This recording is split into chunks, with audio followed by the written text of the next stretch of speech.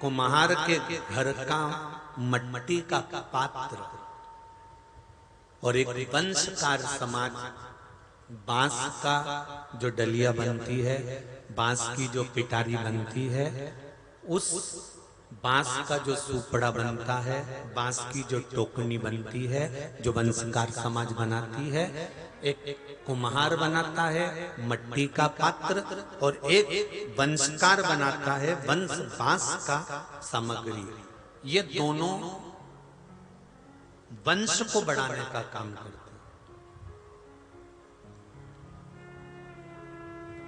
पहले सुहागन जो स्त्री, सौभाग्यवती जो नारी कोई भी उद्यापन करती थी ना, तो आप पोथी पढ़ेंगे तो उस पोथी में आप निकालना तो उसमें लिखा रहता है कि सुहाग पिटारी। बोलो सही है कि गलत है? अरे बोलो तो जम के। उसमें लिखा है सुहाग पिटारी, उसमें यह नहीं लिखा कि डलिया में सुहाग की सामग्री देना प्लास्टिक की, उसमें यह नहीं लिखा कि प्लास्टिक के बॉक्स में सामान देना, उसमें लिखा है सुहाग पिटारी।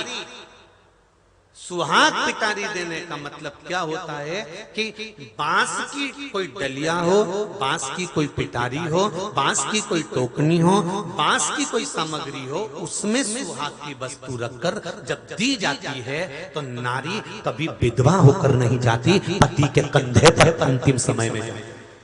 अखंड सौभाग्य को वंश बांस बढ़ाता है, इसलिए लड़का और लड़की की शादी मंडप में होती है और वो मंडप के अंदर बांस रखना, भले ऐसे वो लोहे के डब्बे में तुम बांस फंसाओगे पर बांस लगाना पड़ेगा, बांबू लगाना पड़ेगा। वो बांबू जो लगाया जाता है, जो बांस लगाया जाता है, जो वंश लगाया जाता है, यही हमारे वंश को और यही हमारे सौभाग्य को अमर करता है। इसलिए उसका बांस का होना विवाह में भी जरूरी है।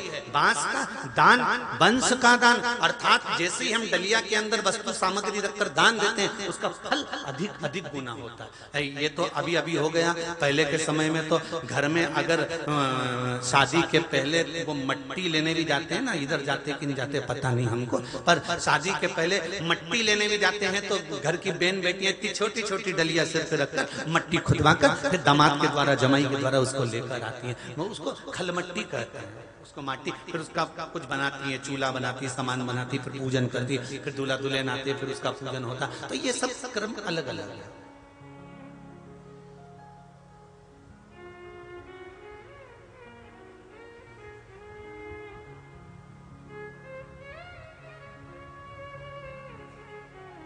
प्लास्टिक की डलिया 2 रुपए में भी मिल जाएगी, प्लास्टिक की डलिया 3 रुपए में भी मिल जाएगी, प्लास्टिक की डलिया हल्की से हल्की ले लो 5 रुपए में मिल जाएगी। बांस की थोड़ी महंगी मिलेगी पर सुहाग तो रहेगा ना। सुहाग को भी तो देखो, सस्ते में क्यों तोल देना सौभाग्य की वस्तु। अब कहते हैं गुरुजी वो बांस की डलिया हम जिसको देंगे वो काम में तो लेगा ही नहीं, वो मर्जी उसकी।